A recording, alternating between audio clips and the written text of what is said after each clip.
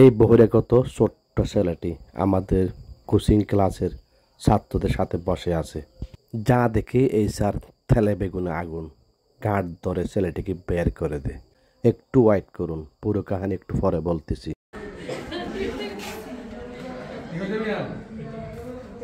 আমি বলি, তার চোখগুলো দেখতে কিছুটা মোনালিসার মতো, আর তার গেট আপটা দেখেন, ছেলেটাকে পাগল মনে হয়। এই যে হুট করে অন্যের ক্লাসে ঢুকে পড়া, এটা তার ক্ষমতা নয়, তার সক্ষম। এখানে ক্লাসে কি জন্য ঢুকছো? এমনি মানে তুমি তো হ্যাপজাগানে পড়ো, তাই না? সেখান থেকে তুমি তো এখানে পড়ো না, বাইরে কোথাও হ্যাপজাগানে পড়ো, সেখান থেকে এখানে বেড়াতে আসছো, একটু ক্লাসগুলো দেখতে আসছো, এই তো? তুমি ঢুকছো কোথায়? ওই টেস্ট পরীক্ষার্থীদের কোচিং ক্লাসে ঢুকছো। অনেক সাহসের ব্যাপার, তাই না? তো ওরা তোমাকে তাড়া দিছি। সে কিন্তু হ্যাফজাখানার ছাত্র। সে ইতিমধ্যে 1 বছরে 25 পারা কোরআন হাফেজ শেষ করেছে। কিন্তু জিনিসটা আমি দেখার পরে এর মধ্যে আমি অনেক কোয়ালিটি, অনেক গুণাগুণ তোমার মধ্যে আমি দেখতে পাচ্ছি। একটা বহিরাগত ছোট্ট ছেলে হুট করে আমাদের সর্বোচ্চ ক্লাসে ঢুকে পড়ার মধ্যে অনেক সাহস বা দক্ষতার প্রয়োজন আছে, যা আমি তার মধ্যে পরিলক্ষিত করলাম। প্রথমে আমি বিড়ি করতে চাইছিলাম, তুমি একেবারে হাত দিছো, স্যার করিয়েন না। আর বলছি যে না, তোমার কল্যাণ হবে, বলে নাই তোমার লাভ হবে, তবু তুমি হাত দিছো 2 বার। আমি তাকে ভিডিও করতে গেলে সে বারবার আমাকে বারণ করে, কিন্তু বারণ করতে একটা প্রতিভার প্রয়োজন আছে বা বৈশিষ্ট্যের প্রয়োজন আছে। এই বারণ করার মধ্যে তোমার কোয়ালিটি আছে। কি আছে? কোয়ালিটি, তোমার গুণ আছে, মেধা আছে।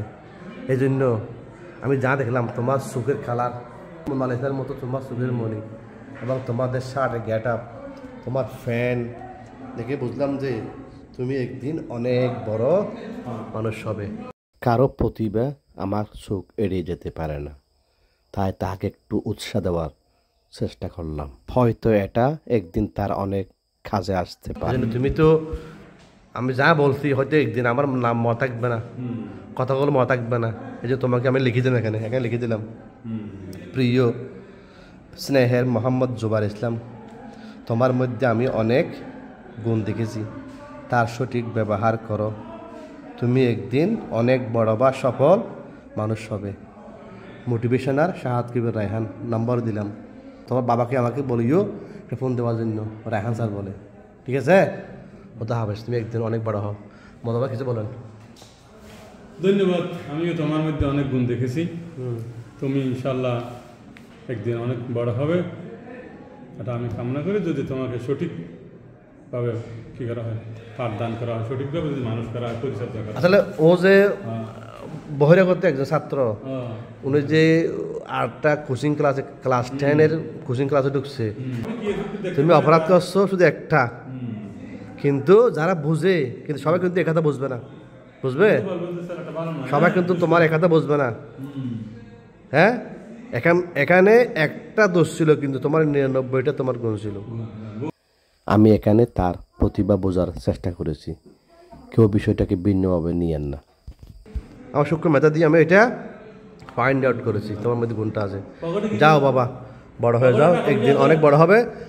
যদি বড় হাতে কোনো বাধা আসে, তুমি আমার কাছে আসবে, আমি সর্বোচ্চ তোমাকে হেল্প করবো। ঠিক আছে?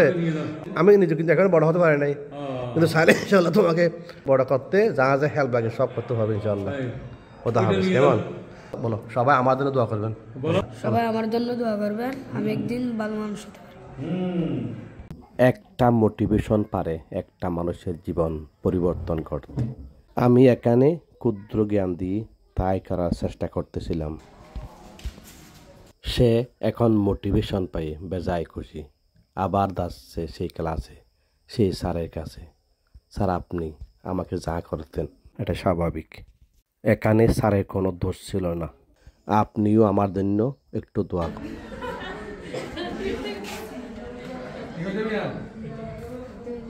তুমি আল ইকরা তাহফিজুল কোরআন হিফজ মাদ্রাসা, সোনাচুরি, টৈটং, পেকুয়া, কক্সবাজার, তাই না? তুমি এটা বলো, তুমি কি হ্যাপজাগান পড়ো? তাই না? কয় বছর হচ্ছে? জি, কয় বছর হচ্ছে? 1 বছর। অ্যাপ জানা পড়তে সাথে 1 বছর কয় পারা হয়েছে? 25 বার। মাশাল্লাহ মাশাল্লাহ, 1 বছর 25 পারা। অশেষ ধন্যবাদ। দর্শক মণ্ডলী, হয়তো আমি এটা প্রথমে বলতে বলে গেছিলাম, উনি একজন কোরআন হাফেজ। 1 বছরে 25 পারা কোরআন হাফেজ, অসম্ভব ব্যাপার। একটা কোরআন তেলাওয়াত করা সুন্দর করে। أعوذ بالله من الشيطان الرجيم. بسم الله الرحمن الرحيم.